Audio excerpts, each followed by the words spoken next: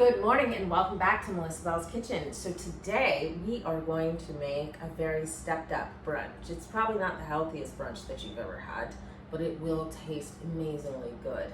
And so we're going to make a Mexican chorizo scramble and some maple bacon. So again, not super healthy. I try to eat healthy, but on the weekends I like to splurge. Then we're gonna have some fun, and we are actually going to go ahead and make ourselves a watermelon guava mimosa. Super easy, really tasty. And so let's get started. We're gonna start with the ingredients. So I have two things going on here from a food perspective. I have my maple bacon that I'm about to make. So right now it's just plain bacon. It's not super thick cut, but you could get thick cut bacon. That's good for this as well. I have my maple syrup, which I'll be using for my bacon. I'm gonna use some cracked pepper on this as well.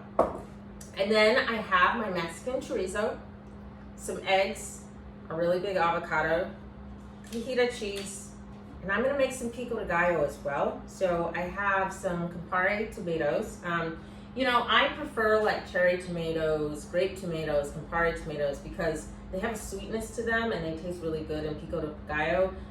If you use a plum tomato, it just doesn't have a lot of flavor. So you gotta put a lot of salt and stuff in it. This kind of stands by itself, a little pinch of salt. So these are good tomatoes to make pico with. So I have my cilantro. I have 2 bunches of cilantro. 1 bunch is going to be for my pico. 1 bunch is going to be for my scramble. And then I have just a regular yellow onion. If you prefer a white onion, red onion. I like yellow onions because they're fairly mild and they taste good with the pico. And so that's what we're doing with ingredients. And the next thing I'm going to show you is how to start off with our maple bacon. So here's my bacon, and the first thing I'm going to do is I'm going to cook it for 5 minutes in the oven at 400 degrees. So I'm literally just going to bake it for 5 minutes. Nothing on it, just bake the bacon. So I literally have a knife for everything. And I'm going to show you as I cut up my vegetables. Just going to put this bacon in first for 5 minutes. Huge fan of timers, so I'm going to time myself for 5 minutes. And I actually have a serrated knife that I use especially for cutting things like tomatoes. So one thing that they never tell you about cutting a tomato is don't use like a chef's knife because it'll splatter everywhere. You should just use a regular serrated knife and it keeps all the juices in there. So I'm gonna go ahead and I'm gonna cut up my tomatoes for my pico. So I cut up my tomatoes in nice big chunks, and now I'm going to get to my onion. Okay, so I've chopped up my onion, and now my bacon is actually ready to have some maple syrup put on it. So it's only been cooking for 5 minutes. And what I'm going to do is I am just going to brush some of this maple syrup all over it and then cook it for another 15 minutes. All right, so now that I have done that with my bacon, I'm gonna go ahead and I am going to put it back in the oven for another 15 minutes. And now we're gonna work on this chorizo. So first things first, we gotta remove this from the casings.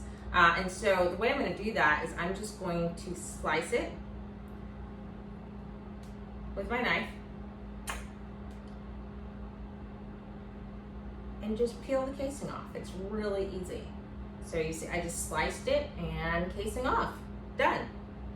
Easy stuff. So I'm gonna crush this up a little bit so that it's nice and broken up. And then I'm going to show you what I'm doing with the chorizo in my pan. Okay, so I have smashed up my chorizo a little bit. I'm gonna do the rest when it's cooking. I still have to chop up my cilantro for my pico de gallo. Right now, I'm heating up my pan. So what I'm gonna do is I'm going to let the fat render off of the chorizo. I'm not putting any oil in the pan. The fat from the chorizo will be plenty. I'm gonna crack my eggs and get them ready as well. And I will show you my finished product with my pico de gallo in a second. But let's get to the chorizo first. So there's not a ton of chorizo in here. I just used 2. What we want to do is just break it up with a spoon. so that it's nice and separated. We're gonna break it up a little bit, and we'll do more of this as the process continues, but right now, we need the fat to render out a bit for it to cook. So I'm gonna let that happen, and I'm gonna go back and finish making my pico de gallo.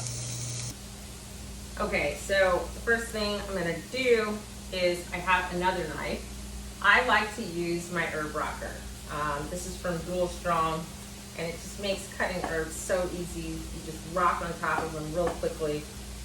And once I've done that, my pico is going to be ready. So it's super easy.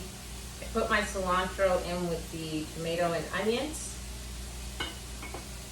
So the thing about pico de gallo is you can put lime juice, you can put lemon juice, garlic. For breakfast pico de gallo, I tend to just use a little salt and pepper, just a pinch of salt. The salt actually is going to draw out the juices in the tomato. So you don't want to put too much. And then, of course, pepper.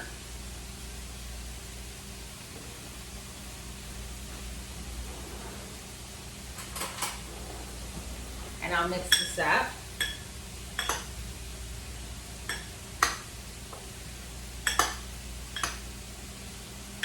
And that is ready to go. So I'm gonna go and try to break up my chorizo a little bit more. Some of this fat is coming out. We want this to be nice and well cooked before we start putting the eggs in there.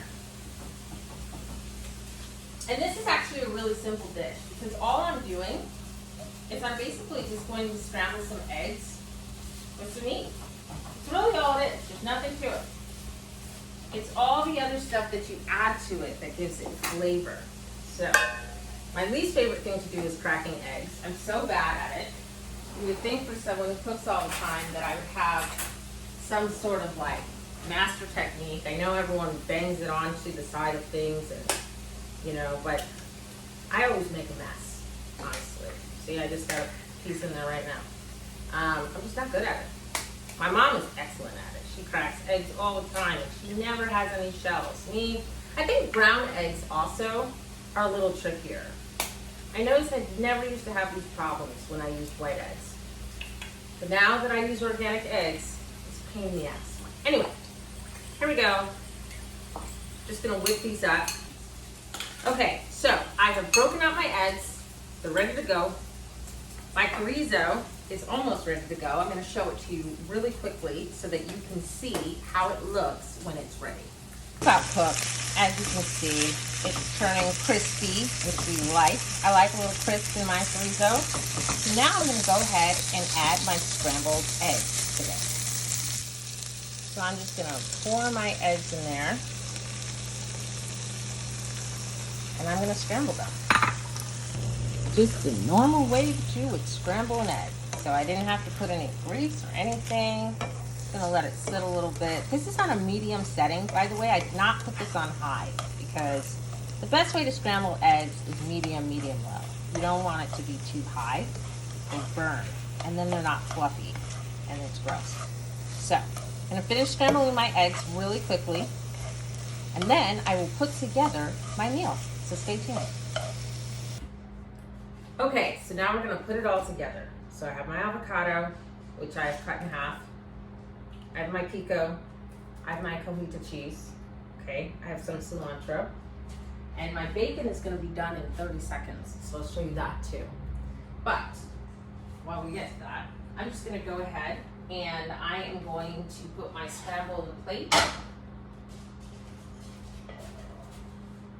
And it looks so pretty with all the orange, and this is for 2 people, but I'm just putting it all on one plate because, you know, it's easier. I'll make it look pretty in one plate and then split it up. So I have that, and actually my bacon is done.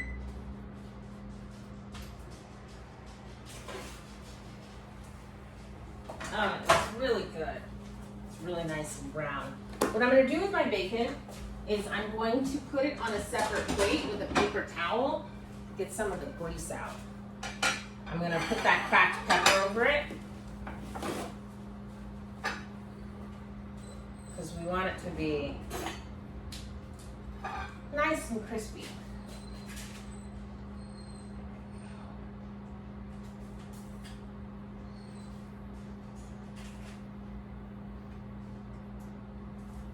And actually, I'll put one of the bacons on the plate so that you can see it.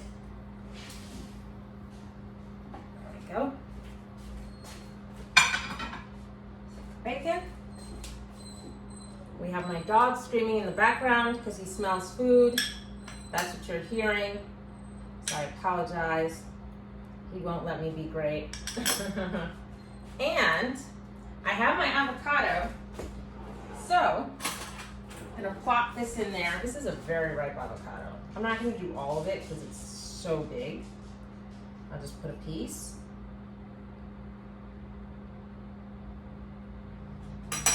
Some cilantro, just put on the side. And I'm going to show you what it looks like, because you can't really see it from there. And then finally, my Cojita cheese. Cojita's really salty, so we're not going to put that much. We're just going to sprinkle a bit on.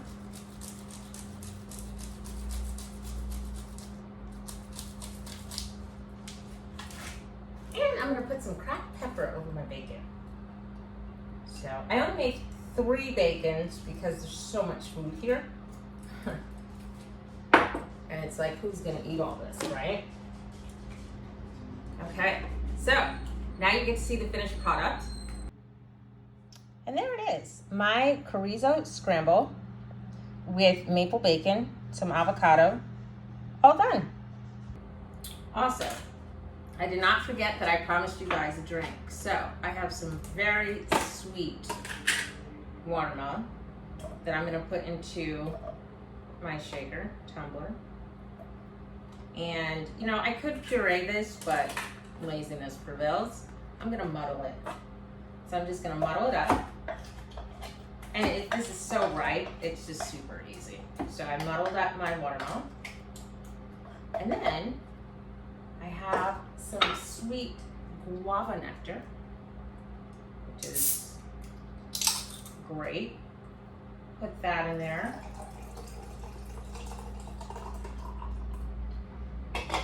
My ice.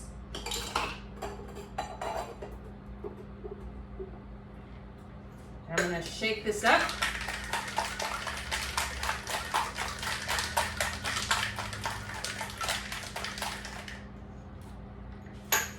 Strain out the solids, which is hard because there's a lot of watermelon in there.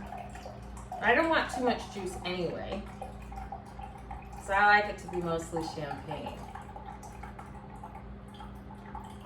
A little more. All right, great. And then we have our champagne. So we're gonna just fill this up. Nice and fresh. And now it's time for my favorite part. The taste test. How did it all turn out? So we'll start with our scramble.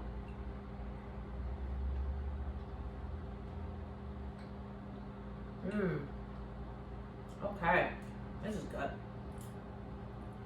Let's go. Let's check out this bacon.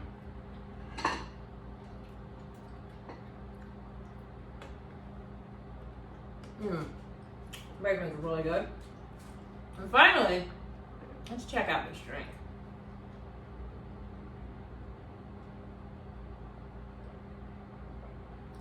So refreshing. So, there you go, Sunday brunch. I hope you enjoyed cooking with me, and I hope you enjoy your meal.